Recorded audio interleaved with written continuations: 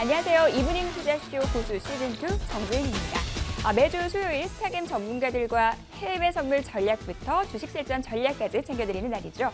자, 코스피 시장이 중요한 기로에 놓여 있습니다. 단기적인 안도인 것인지 아니면 랠리의 재개인 것인지 중요한 기로에 놓여 있는데요. 이런 시점에서 보다 꼼꼼한 투자 전략 필요하겠죠. 오늘도 여러분들을 성공 투자로 이끌어드리도록 하겠습니다. 자, 오늘은 먼저 김양균 전문가의 지난주 추천주 현황부터 확인하고 출발하겠습니다.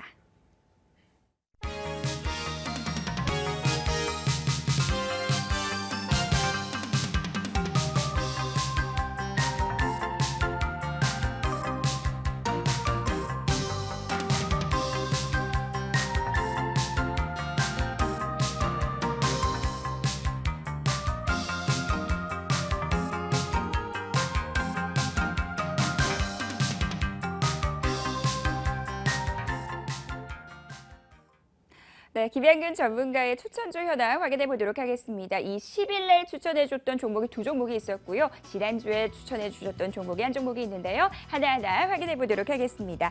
자, 첫 번째 종목 파라다이스입니다. 10일 날 목표 주가 5만 원 설정해 주셨던 종목인데요. 사실 지난주까지만 해도 견조한 흐름을 보였던 이 종목, 메르스 장기화와 또 중국발 우려가 확산이 되면서 아쉽게도 손절 처리가 됐습니다.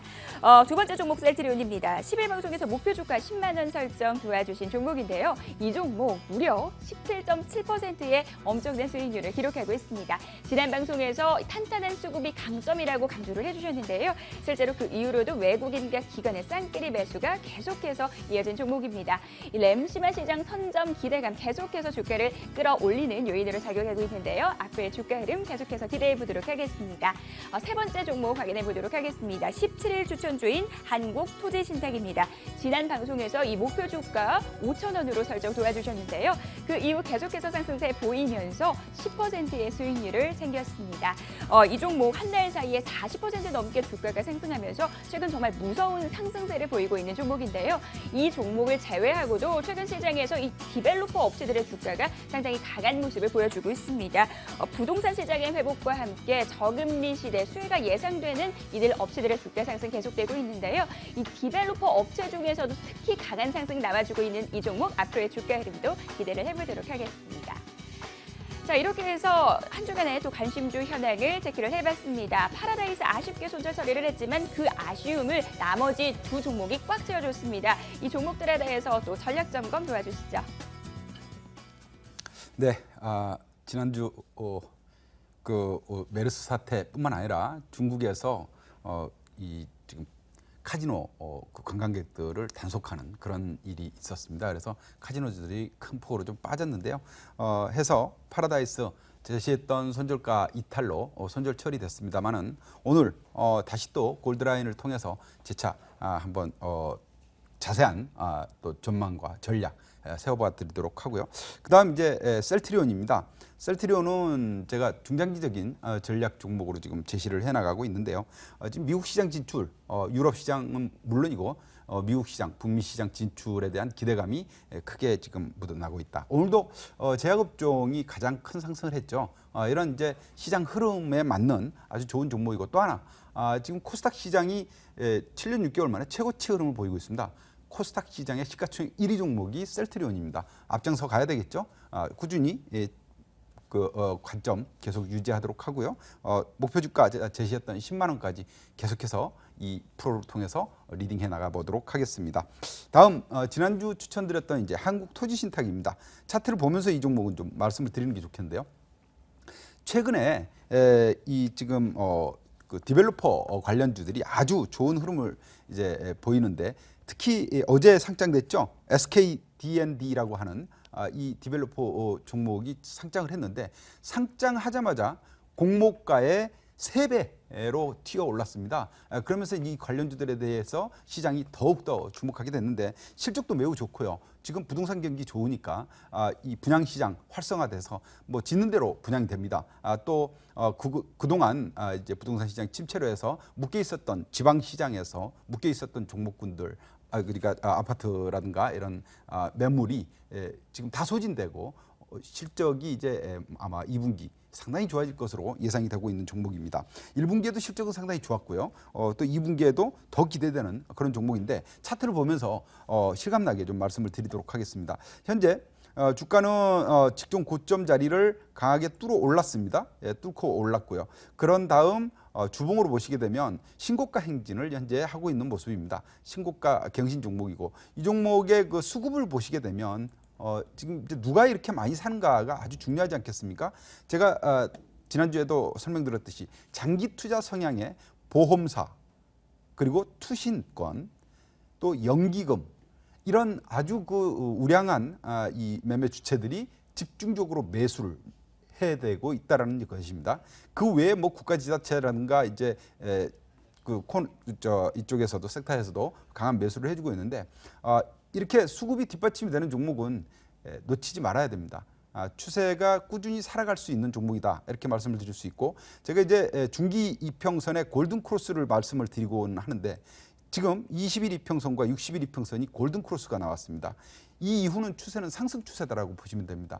조금 조정이 있더라도 추세는 계속 상승 추세를 이어갈 가능성이 높고 오늘 뭐 한 5% 가까이 올랐는데요. 4,220원입니다. 제가 제시했던 5,000원까지 멀지 않다고 봅니다. 꾸준히 리딩해 나가도록 하겠고요. 보유 지속 관점 가져가겠습니다. 다만 지금 이 종목을 가지고 계신 시청자님들이라면 보유하고 계시다면 4,000원 선을 이제는 그 익절가로 좀 잡으시면 좋겠습니다. 4,000원 아래로 밀리면 비중을 좀 줄였다가 다시 반등 들어오면 21선 타치하면 재매수하는 이런 전략도 아주 좋은 매매 전략이라고 보여집니다. 네, 수급이 좋은 종목 놓쳐서는 안 되겠죠라고 말씀을 해주셨습니다. 이 종목 익절가는 꼭 지키면서 또 매매를 해보도록 하겠습니다. 자, 지금까지 추천주 현황 확인을 해봤고요. 시장의 어떤 이슈와 또 전략을 어떻게 챙겨가는 게 꼭 체크를 해봐야겠죠. 잠시 후 스타겜 시황은 이슈 시간에서 이어갑니다.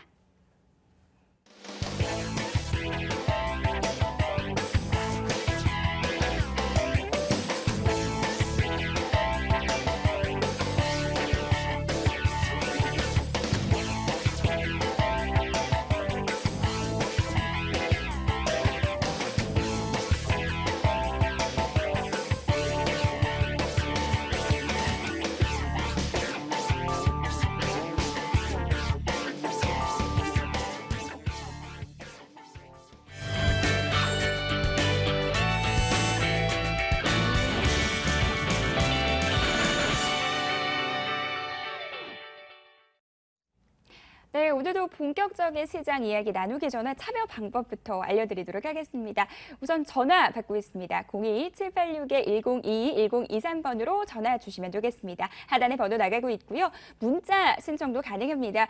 이 문자 신청을 통해서 이 스피드 상담 이어갈 수 있는데요. 꼭 앞에 고수 또는 기량균이라고 적어주셔야지 상담 가능하시다는 점 잊지 마시고요. 013-3366-8288번으로 문자 많이 보내주시기 바라겠습니다. 자, 이제 본격적으로 이제 시장 이야기 나눠보도록 하겠습니다. 그동안 시장의 발목을 지속적으로 잡아왔던 이 그리스 문제 어느 정도 실마리를 찾으면서 글로벌 증시가 환호를 보냈습니다. 전문가님, 글로벌 증시 동향 좀 짚어주시죠. 예, 글로벌 증시가 상당히 많이 올랐죠. 네. 이제 그리스 문제, 그리스 리스크가 좀 이제 완화되면서 좋은 결론이 나올 것이다라는 낙관론이 좀 확산이 됐다라고 볼 수 있겠습니다. 그러나 시장은 이 낙관론만 있는 것이 아니라 우려감도 상당히 높다라는 것을 우리 시청자님들도 잘 인지하고 계셔야 될 것 같습니다. 일단 뭐 그리스 의회가 통과를 안 해줄 수도 있다라는 그런 우려감이 나오면서 지금 이 유로화, 그리스는 유로화를 쓰죠. 유로화 가치가 큰 폭으로 하락했습니다. 전일. 자, 뒤 차트를 보면서 잠깐 실감나게 보시면은 일단 그 그리스 사태가 잘 해결되면 유로존 금융시장이 안정을 찾을 것이고 유로화 가치가 올라야 정상이겠죠. 네. 그런데 시장에서는 지난 밤새 유로화가 달러화 대비해서 1.8% 큰 폭으로 내렸습니다. 지난 1개월 동안 내에 가장 큰 폭으로 빠졌거든요. 이렇게 이제 크게 밀렸다라는 것은 아직 불안을 그대로 표출하고 있다라고 볼 수 있겠습니다. 이런 이제 그 일련 사태들, 자 오늘 밤에 지금 이제 열리기 시작하겠네요. 저녁에 이제 그리스 구제금융 관련해 가지고 유로 그룹이라고 합니다. 채권단이죠. 유로존 재무장관들의 그 회의가 열리고요. 또 내일은 EU 정상회의가 있는데 여기에서 최종적으로 협상 타결이 기대가 되는 중입니다만은 그러나 합의 완료까지는 아직도 넘어야 할 산이 상당히 많아 보인다. 이런 걸림돌들이 많이 있다. 이렇게 볼 수 있겠습니다.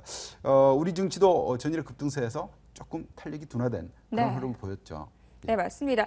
자, 아직 안도하기에는 이르다라고 또 말씀을 해주셨는데요. 이 우리 증시에서 또 코스닥 시장은 계속해서 또 강한 상승세를 나타나고 있습니다. 이 상승 또 어디까지 갈 수 있을지 궁금한데 말씀을 좀 해주시죠. 네, 이제 그 외국인 매도세가 지금 사실 계속 지속되고 있습니다. 네. 이 부분부터 좀 보면은 외국인은 지금 최근 들어서 6월 달 들어서 더더군다나 6월 들어서 신흥국 증시, 특히 아시아 신흥국에서 자금을 많이 빼내가고 있습니다. 자금 유출이 심화되고 있는데요. 우리 증시에서도 마찬가지입니다. 2주 연속 외국인이 매도세를 보였고요. 오늘 외국인이 조금 소규모 한 6, 700억 정도 샀습니다만은 그러나 이번 주에도 누적으로 보면 순매도를 유지하고 있는 중입니다. 이렇게 외국인의 매도가 계속되고 있다는 것 참고를 해보셔야 되는데 차트를 보면서 그 내용을 눈으로 한번 확인해 보도록 하겠습니다. 최근 들어서 이 제일 위에 있는 것이 거래소 시장이거든요. 거래소 시장 6월 초 고점을 이룬 이후 누적 상태입니다. 외국인의 매매 동향입니다. 계속해서 매도세를 보이고 있는 모습이고요. 코스닥 시장도 마찬가지 좀 파는 추이죠. 우리 증시에서 계속 발을 빼고 있다는 얘기가 되겠습니다. 특히 이 지금 선물 시장에서 매도세가 꾸준히 좀 유출되면서 나오고 있으면서 그 문제는 이제 프로그램 매도가 터져 나오고 있다는 겁니다. 이것이 프로그램 매도세인데요. 프로그램 매도가 최근에는 집중되고 있으면서 시장의 수급 상황을 상당히 악화시키고 있다. 이렇게 좀 참고를 하시면 좋을 것 같습니다. 그래서 지금 프로그램 매도가 이렇게 나오고 있는 것은 선물 매도가 진행이 되면서 선물 베이시스가 약화되는 낮아진 것이 원인인데 지금 9월물 선물이 진행이 되고 있죠. 거래가 되고 있는데 9월물 선물이 시작되면서부터 바로 나타난 특징이 베이시스가 크게 다운이 됐다는 겁니다. 이런 부분을 유심히 계속 참고를 하셔야 될 것 같습니다. 수급이 주가거든요. 수급이 나쁘면 증시 시장 못 갑니다. 주가도 못 오르죠.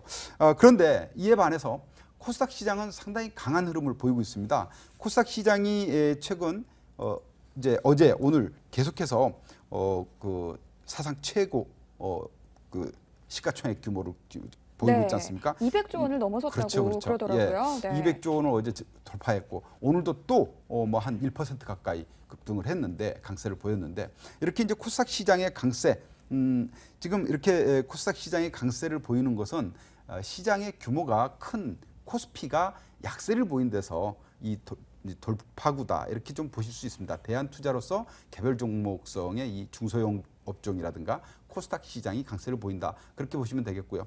최근 코스닥 시장의 강세 우리 이 시청자님들이 이제 코스닥 시장을 아무래도 또 선호하시니까 투자에 상당히 좀 여유가 좀 있으시리라 이렇게 네. 예상되는데 한 가지 좀 체크를 하셔야 될 부분은 우리 상장 기업들, 상장사들의 절반 정도가 2분기 실적 전망이 하향 조정되고 있다라는 겁니다. 물론 삼성전자라든가 뭐 포스코라든가 이런 현대차와 같은 대형주들이 주도하고 있습니다만은 하향 조정을 이런 그 실적이 좀 2분기 실적이 이제 다음 달부터 실적 시즌에 들어가거든요. 주의하시면서 실적이 개선되고 있는 종목군으로 좀 접근을 하시는 그런 현명한 매매 전략이 좀 필요해 보입니다. 네, 2분기 어닝 시즌을 앞두고 있는 만큼 이 종목별로도 옥석 가리기가 필요하겠다라고 전략 짜주셨습니다. 자, 우리 증시에 또 추경과 관련해서 계속 또 호재로 작용을 하고 있는데요. 이 규모에 대한 불확실성에 또 채권 시장도 요동을 치고 있다고요. 예, 그렇습니다. 네. 지금 그 추경에 대한 기대감 상당히 높아지고 있는데 뭐 추경은 하겠다고 내놨고요. 얼마나 어느 규모로 언제쯤 하느냐가 상당히 중요할 것 같습니다. 과거에 추경을 했었던 사례를 이렇게 통계를 내보니까 2000년 이후에 10차례 추경을 실시를 했는데 이 중에 7차례가 증시 상승으로 이어졌습니다. 그러니까 추경은 분명 호재입니다. 그런데 이번에 이제 메르스 관련돼 가지고 추경을 하는 것에 대해서 경기도 하도 안 좋고 하니까 시장에서는 대규모 추경을 요구하고 있고 희망하고 있습니다. 그러나 그 규모가 실망스러울 것이다라는 전망들이 나오면서 우리 시장에서 이제 금리가 요동을 치기 시작하고 있습니다. 오늘 이제 나온 얘기는 유승민 그 새누리당 원내대표의 이야기였는데요. 지금 정부에서 추경 세출 부분에 세입 부분에서 5조, 또 세출 부분에서는 5조 플러스 알파 정도, 뭐 합하면 10조 정도 플러스 알파 이 정도이기 때문에 상당히 좀 시장에서는 실망감을 표현하고 있는 것 같습니다. 해서 나타난 것이 차트를 보시면은요, 이것이 이제 우리 국채금리 금리 수준입니다. 최근에 금리가 계속 하락하다가 금리를 기준금리도 인하했지 않았습니까? 그런데 최근 사흘 연속 국채금리가 오르고 있습니다. 거꾸로 됐죠. 돈을 푼다는데 금리가 떨어져야지 맞는 것이지 오른다는 것이 이해가 안 되죠. 그것이 무엇을 의미하냐면 기대했던 만큼 추경이 안 된다라는 실망감의 표출이다라고 보여집니다. 단기채뿐만 아니라 3년물, 5년물까지도 금리가 오르고 있다라는 것을 우리 시청자님들이 참고를 하신다면 이번 추경에 대한 지나친 기대는 조금 접는 것도 필요하지 않겠나 이렇게 좀 생각을 하고요. 네. 이제 정부의 이 추경 부분 상당히 지금 우려되는데 기간도, 그러니까 당정 협의를 원래는 내일 오전 중에 해서 발표한다고 그랬어요. 네. 근데 이 부분도 7월 10일경으로 늦춰지는 그런 이제 좀 실망스러운 얘기들이 자꾸 흘러나오고 네. 있습니다. 참고를 하시면서 대응하시는 것이 좋을 것 같습니다. 네, 추경에 대한 지나친 기대는 좀 경계를 하면서 매매를 해보자라고 말씀을 해주셨습니다. 자, 이번 주 시장 또 어떤 이슈가 있는지도 또 살펴봐야겠죠. 오늘 밤에 미국의 1분기 GDP 확정치가 발표되는데요. 네, 어떤 관전 포인트가 있을까요? 사실 미국의 이 GDP 발표는 한 서너 차례를 합니다. 네. 예비치, 뭐 속보치, 네, 맞습니다. 그리고 네. 확정치까지 이렇게 나오는데 이 지금 기존 발표했던 것보다 좋게 나오면은 네. 미국은 지금 이런 아이러니한 지금 상황에 처해 있죠. 너무 좋게 나오면 금리 인상 시기가 앞당겨질 것이다라는 우려감, 또 너무 나쁘면 경기에 대한 실망감, 이런 것들이 계속 좀 지금 시장을 누르고 있다라고 볼 수 있습니다. 네. 그래서 오늘 일단 GDP 발표가 시장을 크게 환호할 만큼의 좋은 그런 재료 발표는 아닐 것 같다라는 판단이고요. 또 하나는 이제 오늘 밤에 이제 유로그룹 회의, 이것이 상당히 또 중요하겠죠. 그리고 내일 있을 EU 정상회의, 이것이 그리스 문제에 대한 아주 중요한 시그널을 제시할 것으로 보여집니다. 네, 이렇게 해서 이번 주 이슈들까지 하나하나 정리를 해봤습니다. 자, 이어서요, 실시간 종목 상담으로 돌아오겠습니다.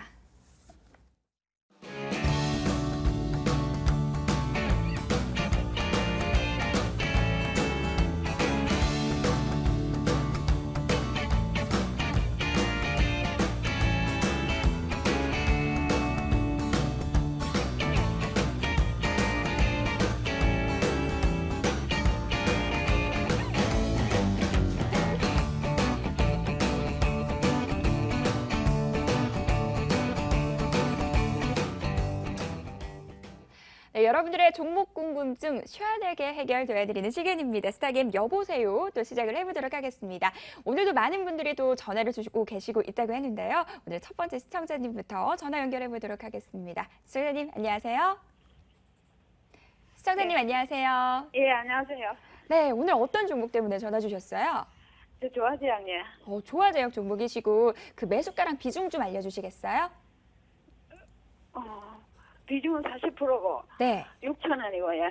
아, 그러셨군요. 이 종목 지금 어떤 점이 제일 고민되셔가지고 이렇게 전화 주셨어요? 너무 물을 많이 먹고, 네. 또, 너무 물을 많이 먹어가지고, 아이고, 그러셨어요. 예. 아, 지금 단가를 낮추려다 보니까 계속해서 좀 비중이 높아진 게 부담이다라고 말씀을 하신 것 같은데요. 너무 예. 걱정하지 마시고요. 우리 전문가님께서 바로 상담 도와주실 테니까요. TV 예. 꼭 시청해 주세요. TV 신청해달라고요? 네네네. 예, 예. 네, 감사합니다. 그 자. 전화 끊고요? 전화 끊고요? 네, 전화 끊고 TV로 시청해 주시면 되겠습니다. 예, 고맙습니다. 네. 네. 자, 조화제약에 대해서 지금 걱정되신다고 이렇게 연락 주셨어요. 계속해서 추가 매수를 하신 모양이에요. 예, 그래서 지금 네. 비중이 많이 늘어나셨는데 네. 가격대도 보니까 이번에 이제 그 메르스 사태로 백신 관련주들이 급등을 할 때 네. 추격을 하신 것 같아요. 추격 아이고, 매수를. 네. 상당히 좀 안타까운데 사실 조화제약은 그 형질 복제 대지 그거로 유명했었죠. 그러니까 이제 줄기세포 관련주 뭐 이렇게 좀 알려져 있는 기업인데 그러나 이제 그 기대감만 높았던 기업입니다. 실질적으로 이렇게 연결되지 못한 그런 이제 안타까운 그런 종목인데 지금 적자가 지속되고 있어요. 작년에도 적자였고요. 올해 1분기 실적도 적자를 냈습니다. 이 부분이 가장 좀 안타까운 일이고 조화제약 지금 차트를 보면서 제가 말씀을 드리도록 하겠습니다. 네. 차트를 보시면 우리 시청자님이 매수하신 자리가 이 급등한 자리에서 매수를 하셨고 그 후에 지금 이제 급락을 이어졌는데 이 테마주의 속성입니다. 테마주 뒤늦게 쫓아가시면 경험 없는 분들이 뒤늦게 쫓아가시면 이렇게 꼭 당하기가 일쑤거든요. 일단 조화제약이 이 메르스하고 관련된 기업도 아닙니다, 사실은. 네. 그러나 이제 테마가 형성되면서 너도 나도 같이 올랐었던 부분인데 일단 그 기업 내용이 좋지 못하기 때문에 긍정적인 답변을 드리기는 쉽지 않고요. 다행으로 생각되는 것은 중기 추세가 그나마 우상향의 조금은 상승 추세를 보이고 있다라는 점입니다. 해서 일단 반등이 나오는 자리를 이용해서 비중을 조금씩 줄여나가시는 전략이 필요하겠습니다. 과거 저 고점인 6,000원까지 가기에는 또 다른 어떤 재료가 불거져 나오기 전까지는 어려워 보입니다. 최근 이 메르스 관련주들도 전부 이제 원위치 자기 자리 찾아갔거든요. 그런 측면에서 일단 비중이 많은 것은 피해 가시는 것이 좋겠습니다. 그래서 비중을 조금씩 낮춰나가는 전략 가져가시고요. 제가 그 손절가로는 제시를 해드릴게요. 4,500원 선은 손절가로 잡아가시는 것이 좋을 것 같습니다. 4,500원 아래로 밀리면은요 우상향의 상승 추세도 무너지는 모양이 나오거든요. 그래서 이런 자리 좀 보시고 목표가는 너무 높게 잡지 마십시오. 기업의 본질 가치는 사실 실적인데 실적이 부진하기 때문에 높이 잡지 마시고요. 한 5,000원 정도 선까지 일단은 1차적으로 목표 잡으시면 좋을 것 같습니다. 네, 일단 조화제약에 대해서 이 반등 나올 때마다 좀 비중을 줄여가자라고 말씀을 해주셨고요. 이 손절가 4,000원을 제시를 해주셨습니다. 이런 부분들 꼭 참고하셔서 성공 투자하셨으면 4,500원입니다. 4,500원이요? 네네. 아유, 네, 4,500원 꼭 기억하셔서 또 매매를 하셨으면 좋겠습니다. 자, 이어서 문자 상담으로 가보도록 하겠습니다. 오늘도 많은 분들이 참 또 사연 보내주고 계신데요. 하나하나 만나보도록 하겠습니다. 자, AP 시스템 종목 보내주셨습니다. 그 1,700원에 매수를 하셨고 지금 손절해야 될까요? 라고 물어보셨네요. 자, 알톤 스포츠 종목도 보내주셨습니다. 12,600원에 매수하신 이 종목 15% 비중 들고 계십니다. 부탁합니다. 라고 사연 주셨고요. 또 삼양홀딩스 오늘 담보 계약 해지 악재인가요? 꼭 좀 봐주세요. 라고 사연 주셨습니다. 그 외에도 SG 충남방적 2,020원에 20% 비중 또 상담 보내주셨습니다. 네, 이렇게 해서 또 여러 개의 종목이 나와 있는데요. 자, 전문가님, 오늘 어떤 종목부터 좀 상담을 해드릴까요? 네, 김현균 대표라고 명시를 하시면서 질문 네. 주신 그 시청자님이신데 알톤 스포츠 질문 주셨더군요. 네. 알톤 스포츠 12,600원에 매수를 하셔서 지금 비중이 15%라고 하셨는데 알톤 스포츠 하면은 잘 아시겠지만 자전거를 생산 판매하고 있는 업체죠. 근데 요즘 좀 메르스 여파로 해서 활동이 많이 줄어들었지 않습니까? 사람들의 이제 활동력이. 네. 그래서 자전거도 아무래도 잠시 주춤하겠죠. 이럴 때 자전거 새로 사가지고 자전거 라이딩 하겠다 이런 사람도 수가 없겠죠. 줄어들겠죠, 네. 그죠? 그래서 최근 이제 주가도 1차 충격도 받았고 또 주가 흐름도 부진한 흐름을 보이고 있다고 볼 수 있겠습니다. 기업 내용은 나쁘지 않습니다. 실적 네. 꾸준히 나오고 있고요. 그러나 이제 우리 그 질문 주신 그 고객님께서 시청자님께서 12,600원에 매수하신 점은 사실 급락 이전에 사신 거거든요. 그리고 바로 급락이 이루어졌습니다. 5월 22일 날. 그 아이고, 이후 이제 네. 다시 그 자리를 되찾아가기에는 시간이 상당히 좀 소요될 것으로 보여져요.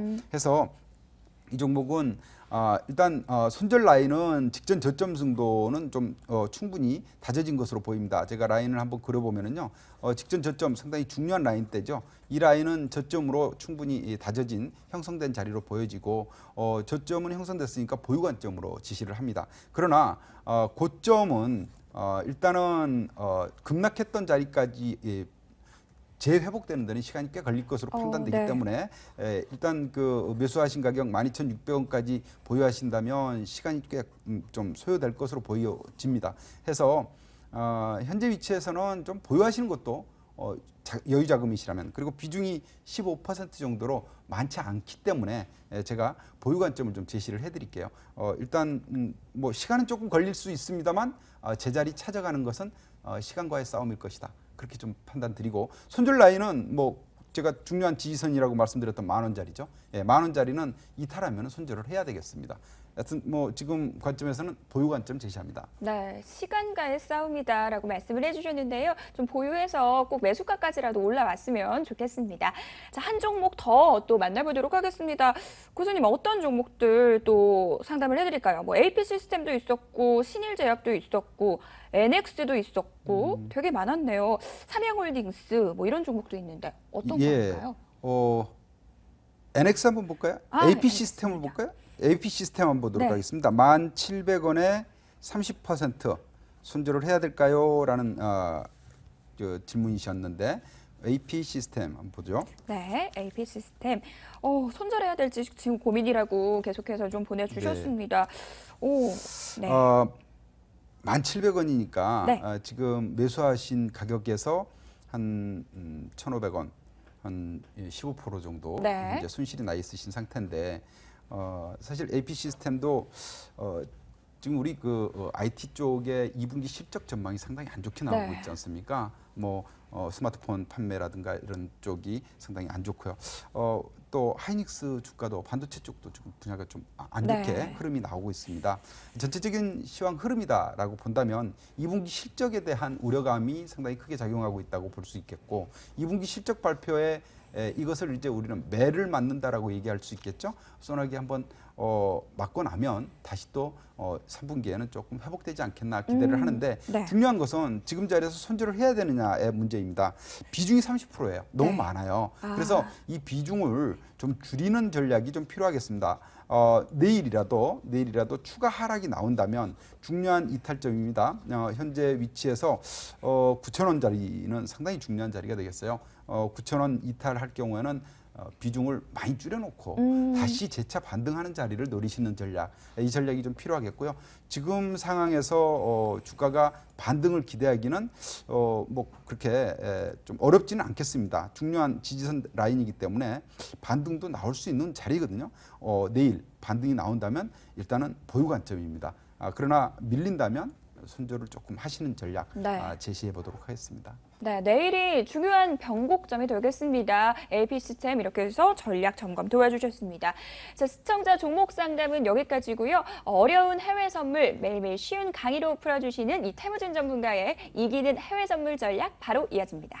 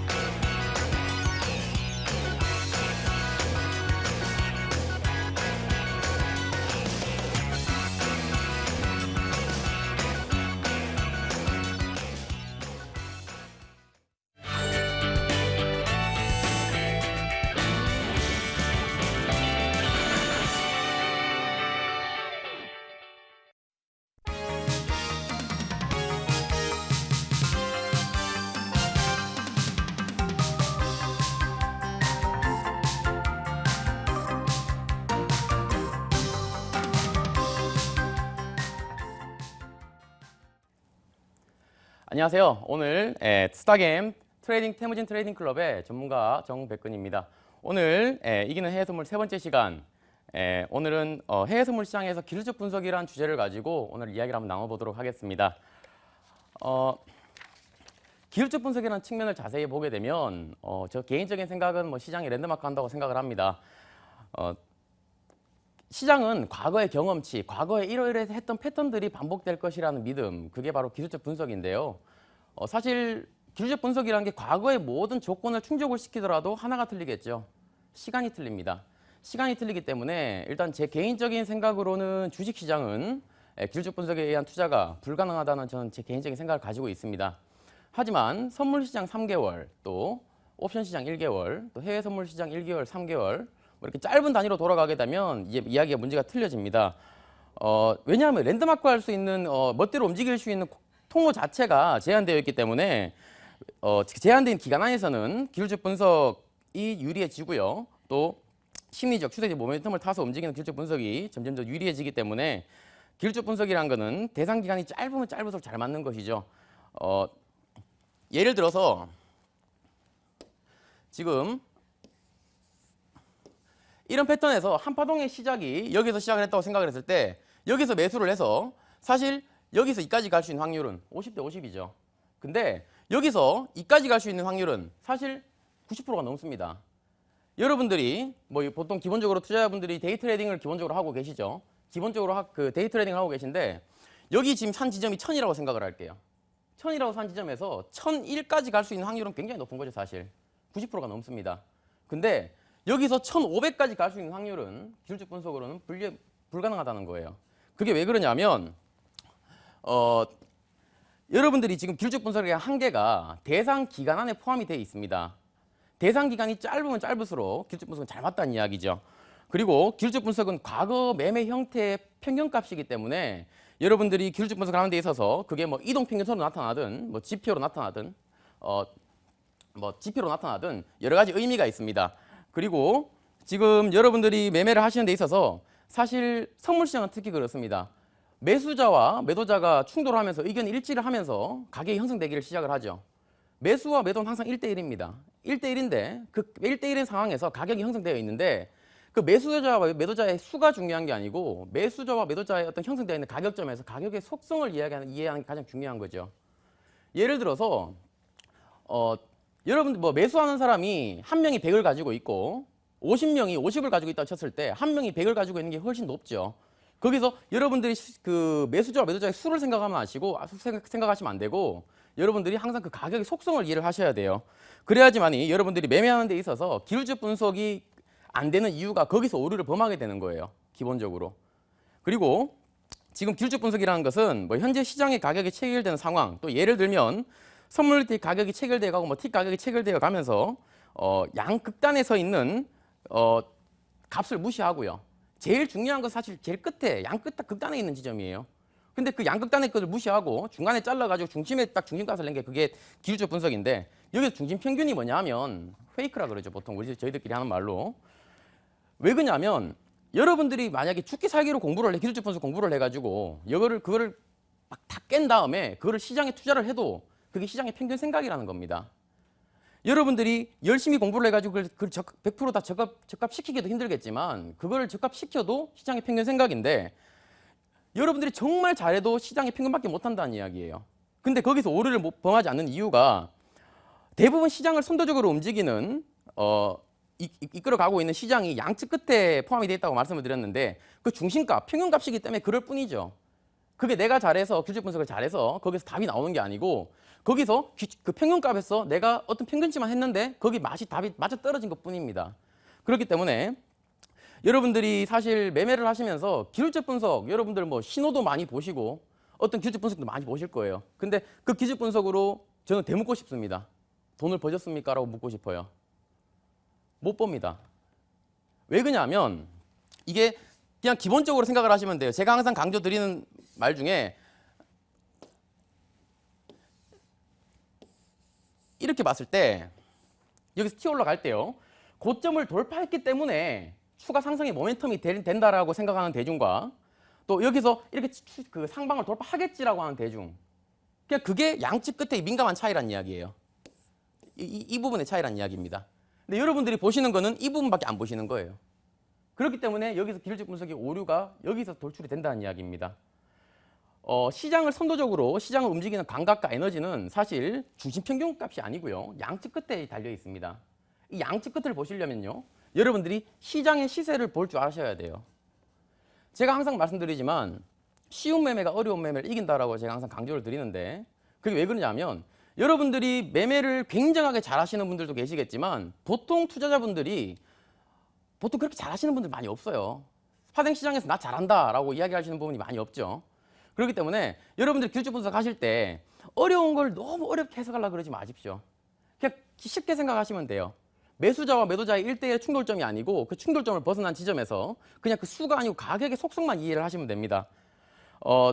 투자 심리 여러분들 많이 읽었죠. 투자 심리 주목해 왔던 많은 사람들이 주장해 왔던 방식들이 이런 식의 투자 심리를 개량하려는 시도도 많았지만 이것 또한 새로운 하나의 도구마를 만들어 버렸어요. 즉 그렇기 때문에 새로운 하나의 지표 역할이 또 다시 하나의 의미 없는 하나의 우리가 소위 이야기하는 기술적 분석의 한계치를 여기서 직면을 하게 되는 겁니다.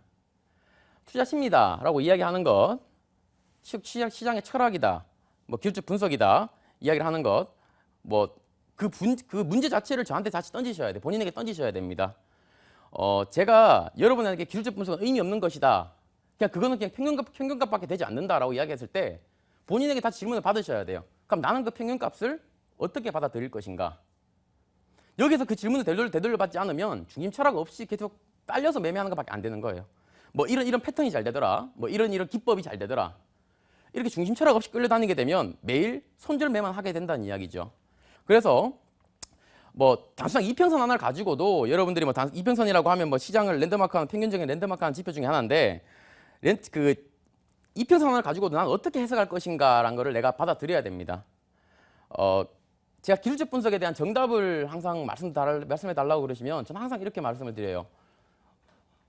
절대적으로 의존하지 말고 참고만 해라. 의존하지 말고 참고만 해라는 말을 제가 강력하게 드리고 싶어요. 그래서 제가 지금부터는 의존하지 않고 참고만 하는 사람들은 어떻게 시장에 대응하는가라는 것을 짚고 넘어가 보도록 하겠습니다. 지금까지 배운 내용 짚고 넘어가겠습니다.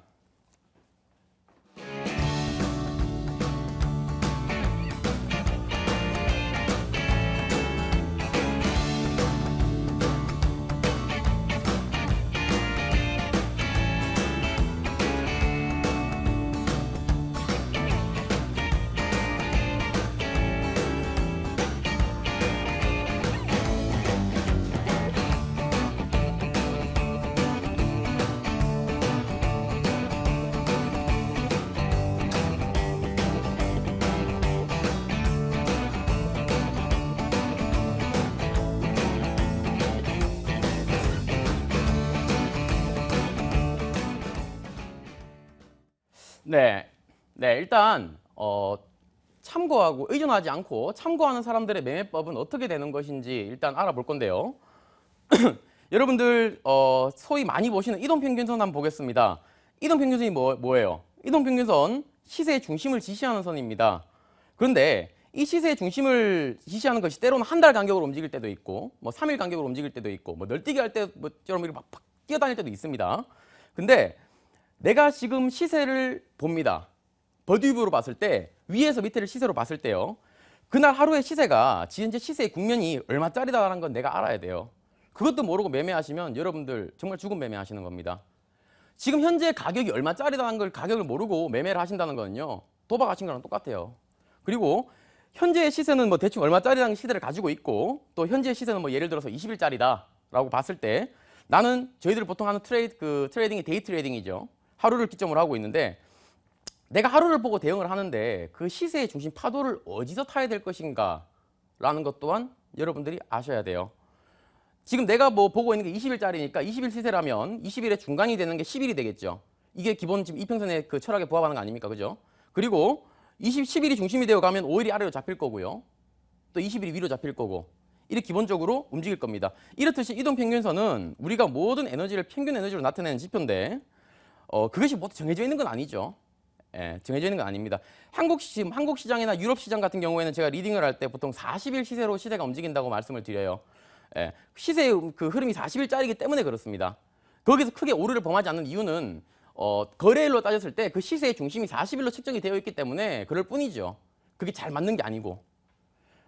주식 투자에 있어서 사실 초보들이 가장 쉽게 이해하고 따라할 수 있는 지표는 저는 밴드 지표라고 생각을 합니다. 주식 투자에 있어서 밴드는요 모든 것이라고도 생각을 할 수 있고요. 저는 이 부분에 대해서는 1000번, 10,000번을 강조를 해도 모자라다고 생각을 합니다. 왜냐하면 우리가 시세의 중심을 알려주는 것이 예를 들어서 이평선을 기준으로 이렇게 있다고 볼게요. 있다고 봤을 때 사실 현명한 사람이 이 중심에 있는 사람이 아니죠. 중심에 있는 사람이 아니고 위에 있거나 밑에 있는 사람 둘 중에 하나는 현명한 사람이고 둘 중에 하나는 바보입니다. 그죠? 근데 우리가 여기서 바보와 현명한 사람을 따지는 게 아니고 여기서 현자가 누군지를 따져야 됩니다. 그 현자를 누군지 알려주는 지표가 바로 밴드 지표라는 이야기예요. 밴드 지표라는 이야기입니다. 여기서 밴드 지표가 알려주는 역할이 우리가 현자에 대한 역할을 알려주는 것이에요. 지금 여러분들이 집에서 밴드를 3일선부터 3, 4, 5, 6, 7, 200일선까지 다 한번 그려보십시오. 시세가 보입니다. 밴드에서는 상승 추세에서는 죽으라고 매도만 해야 되고 하락 추세에서는 죽으라고 매수만 해야 됩니다. 근데 우리가 이렇게 실행을 해봅니다. 자, 추세라는 것과 현명한 자와 바보라는 그 폭을 사이에 두고 생각한다고 가정을 했을 때 뭐 추세를 주봉으로 확인해도 좋고 일봉으로 확인해도 좋고 월봉, 연봉으로 확인해도 좋은데 현재의 추세가 어떻게 가는 것이 메인 추세다라는 것, 머리에 일단 매매를 하기 전에 그 생각을 하고 시작을 해야 됩니다.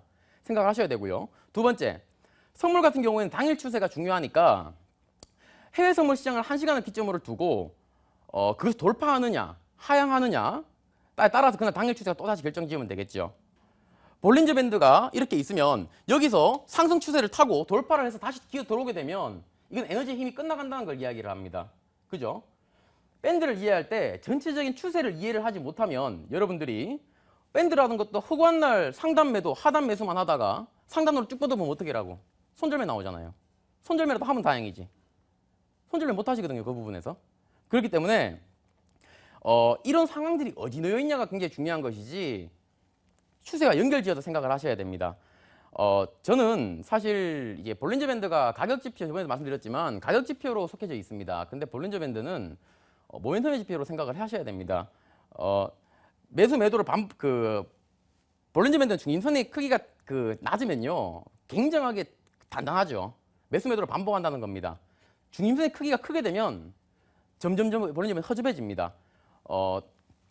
여러분들이 지금 이렇게 볼린저 밴드든 이렇게 제가 볼린저 밴드로 매매를 하셔라라고 말씀을 드리는 게 아니에요. 이런 것도 이렇게 이해를 할 수 있다라고 설명을 드리는 거고요. 여러분들이 그 중에서 진짜 악질적으로 버려야 될 게 무슨 뭐 패턴들, 뭐 기법들, 하루에 300%씩 뭐 수익 내기 절대 안 됩니다. 그거를 맞는 사람이 그럼 돈을 벌어야겠죠. 맞는 사람 돈을 못 보고 왜 남 보고 해라 그럽니까? 절대 못 합니다, 그거. 자비를 베풀려면 그냥 베풀어야죠. 절대 될 수 없는 일들이거든요. 그렇기 때문에 여러분들이 그 시간에 이평선 하나를 띄워놓고도 내가 이걸 어떻게 내가 이걸 이해를 할 것인가를 가지고 생각을 하셔야 됩니다. 여러분들이 매매를 하시면서 사실 내가 이렇게 매매를 해야지 제가 뭐 잘하고 못하고를 떠나가지고 제가 이렇게 해야지라고 하는 것은 제 색깔이고 제가 쓴 안경입니다. 여러분들은 여러분이 쓴 안경과 색깔을 찾으셔야 돼요. 그걸 전문가가 찾아주지도 못합니다. 전문가는 단지 그것을 도와주고 어떻게 하면 좀 더 쉽게 찾을 수 있는지 도와줄 수 있는 도구일 뿐입니다. 그 이야기는 여러분들이 그만큼 많이 보고 많이 노력을 하셔야 됩니다. 그만큼 많이 보고 많이 본 사람들이랑 이 시장에 와서 제로섬 게임에서 싸워야 되는데 준비를 안 하고 싸우면 안 되지 않습니까? 무조건 지죠. 그렇기 때문에 얼마나 열심히 공부하시고 노력하셔서 여러분들이 여러분의 색깔과 여러분의 안경을 찾으시기 바랍니다. 이번 한 주도 성투하시고 지금 해외 선물 시장에서 기술적 분석이란 두 주를 가지고 다음 주에도 찾아뵙도록 하겠습니다. 스타겐 전문가 정백근이었습니다.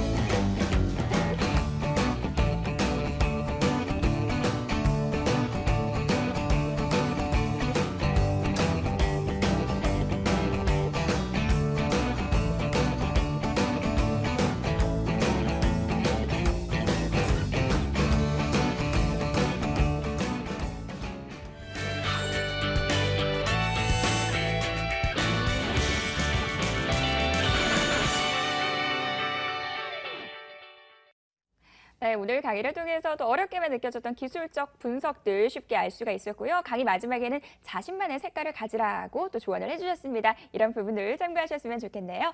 자, 이어서 또 김양눈의 골드라인 시간입니다.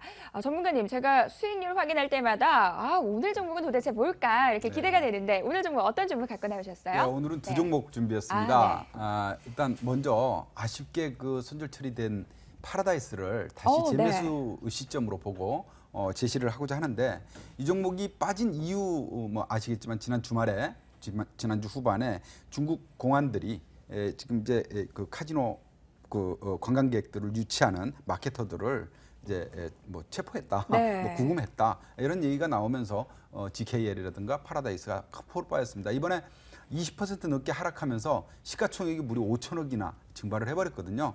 단기 급락이다라고 보고 오늘 제시를 하려고 합니다. 일단 이로 인해서 오히려 기업 입장에서 파라다이스의 입장에서는 그동안에 중국 VIP 고객들을 대상으로 한 영업 일변도에서 다방면으로 다양한 고객 확보를 추구할 것이고 이로 인해서 보다 건전하고 안정적인 영업망을 확보할 수 있을 것이다. 이런 이제 기대감도 오히려 나옵니다.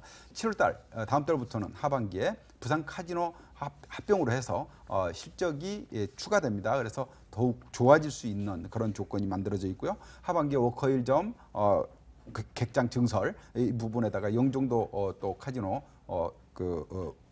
복합 리조트 단지 이런 것들이 파라다이스가 가지고 있는 잠재력이다 이렇게 보시면 되겠습니다. 차트 보면서 말씀을 드릴게요. 이번에 급락으로 인해서 지금 이틀 동안에 25% 정도가 빠졌습니다. 이로 해서 증발된 시가총액만 5천억이 넘습니다. 일단 주가가 많이 빠졌기 때문에 저가 메리트가 있고요. 또 하나는 현재 매물대입니다. 제가 보여드리는 이 차트의 현재 위치 가장 길게 돼 있는데 이 자리가 가장 많은 매물대가 형성돼 있는 위치거든요. 이 자리에서는 지지력이 충분히 확보되리라 이렇게 좀 예상을 하셔도 좋을 것 같습니다. 급락이 멈춘 자리이고요. 최근 사흘 동안은 이 지금 121이평선입니다. 파란색 선 121이평선 자리가 지지선 역할을 해주고 있다. 이 가격이 25,000원을 전후한 자리가 되겠습니다. 이 정도 선에서는 매물대 충분히 지지력 확보될 것으로 판단해서 매수 가격을 제시를 하죠. 25,000원 아래에서는 아주 좋은 매수 가격대가 될 것으로 보여집니다. 전후 매수하시고요.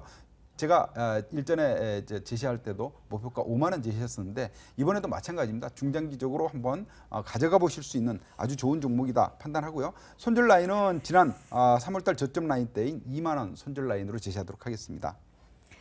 네, 파라다이스 급락을 매수 기회로 잡아보자라고 정리를 해주셨는데요. 한 종목 더 갖고 나오셨다고 했잖아요. 어떤 네. 종목인가요? 자, 이 종목이 이제 또 우리 시청자님들은 또 궁금하실 것 같습니다. 네. 오늘 사실 제가 가지고 나온 종목들이요. 파라다이스도 그렇고 이 종목도 유진 기업입니다. 두 종목 다 특징이 있다라면 뭐냐? 시내 면세점 사업자로 진출한 기업들입니다.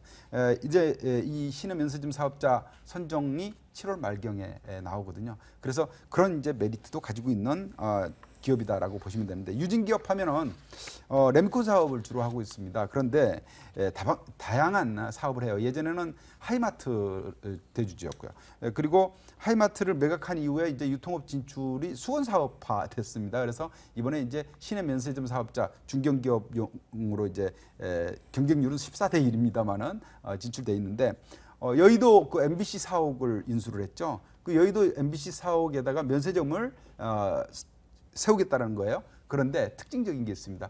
방송국 아닙니까? 방송국이다 보니까 거기에 한류 열풍을 가지고 있는 사람들을 유도할 수 있는 그런 이제 전략을 세우겠다는 겁니다. 스튜디오라든가 공개홀 같은 것들을 이용해서 복합 문화 공간으로 그러니까 판매만이 아닌 이런 부분까지 고려를 한 그런 진출을 하겠다라는 것입니다. 차트로 보시면서 말씀드리면요. 현재 위치 매물대 저항벽을 뚫고 올라가는 흐름이고요. 추세 상승 흐름 나오고 있습니다. 거래량도 크게 늘고 있는데 일단 차트에서 보시면은 유진기업 최근에 이렇게 외국인의 매수세, 기관의 매수세가 꾸준히 이어지고 있는 아주 수급까지 뒷받침이 되는 종목입니다. 매수가는 오늘 종가가 7,110원인데 7,000원을 전후한 자리에서는 매수 좋겠고요. 목표가는 좀 높이 잡아봤습니다. 10,000원까지 한번 설정을 해보시기 바랍니다. 손절 라인은 또 잡아야죠. 6,000원 손절 라인 제시하도록 하겠습니다. 네, 2분기 실적 호조 기대되는 유진기업 목표가 10,000원 잡고 대응해 보도록 하겠습니다. 자, 오늘 고생해 주신 우리 김현균 전문가 보내드려야겠죠. 오늘 수고하셨습니다. 감사합니다. 네, 오늘 저희가 준비한 내용 여기까지입니다. 저희가 오늘 제시해드린 여러 가지 투자 포인트 꼭 챙기면서 또 성공 투자하셨으면 좋겠습니다. 시청해주신 여러분 고맙습니다.